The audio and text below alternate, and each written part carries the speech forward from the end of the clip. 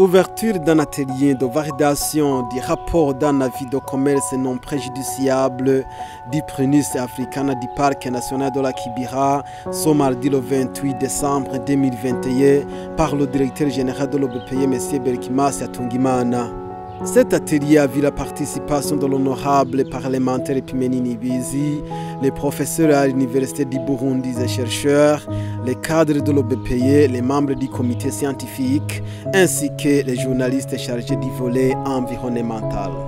Dans son discours d'ouverture, le directeur général a fait savoir que le Prunus africana, également connu sous le nom de Pygeum africana, est une espèce d'arbre qui pousse dans les forêts des montagnes à une altitude comprise entre 900 et 3000 mètres.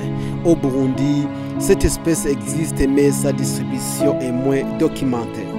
Étant une espèce d'importance économique, sociale et scientifique, aussi bien au Burundi que dans le monde, à cause des extraits des écorces utilisées pour soigner certaines maladies, le directeur général a interpellé les participants durant ces 2 jours réservés à l'atelier de contribuer pour l'enrichissement de ce rapport d'inventaire de Prunus africana du Parc national de la Kibira dans le but de formuler des recommandations pouvant orienter la prise de décision. L'objectif de l'atelier, comme vous l'avez vu, c'était de valider un rapport d'avis de commerce non préjudiciable sur le Prunus africana.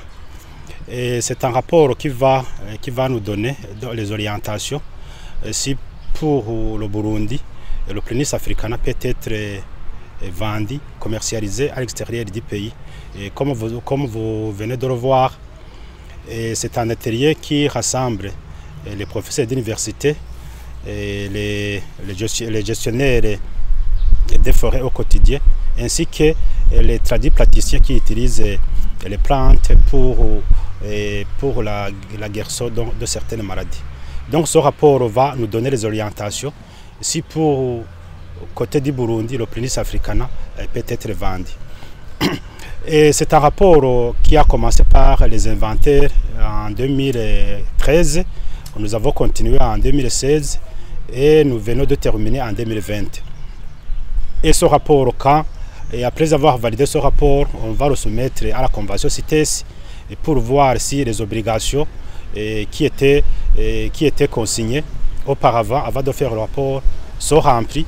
Et comme ça, on va voir si le pays peut être autorisé à exporter les écorces de Prunus africana comme les autres produits que le pays va exporter.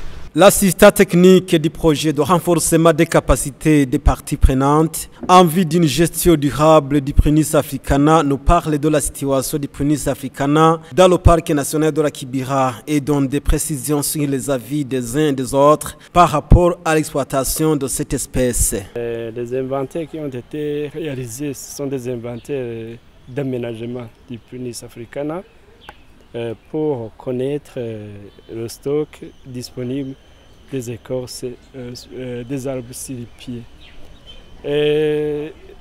Depuis 2013, on a commencé les inventaires et en 2014, on a aussi fait les inventaires en commençant par le secteur Teza.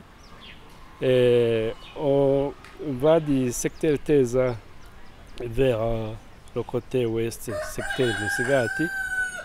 La partie qui a déjà été inventoriée est d'environ 12 000 hectares, ce qui représente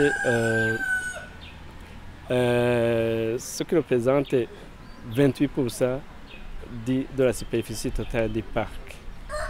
La quantité d'écorce sèche qu'on a estimé qu'il faut exploiter d'une manière durable sans provoquer le déclin de l'espèce, c'est 44 tonnes dans les 3 sites. Et là, l'exploitation, s'il devrait y avoir, on doit respecter une rotation de 7 ans. Normalement, pour envisager une exploitation de spécimens ou le commerce de spécimens répertoriés sur l'annexe D de la CITES, on doit d'abord formuler un avis de commerce non préjudiciable de cette espèce. Pour alors formuler cet avis de commerce non préjudiciable, les inventaires sont le préalable. C'est ce qu'on a déjà fait au niveau du parc national de la Kibira. Si on constate que l'exploitation de cette espèce pourrait occasionner l'extinction de l'espèce, on ne peut pas l'envisager. Mais si on peut concilier l'exploitation et la survie de l'espèce, c'est-à-dire que le Burundi peut envisager cela.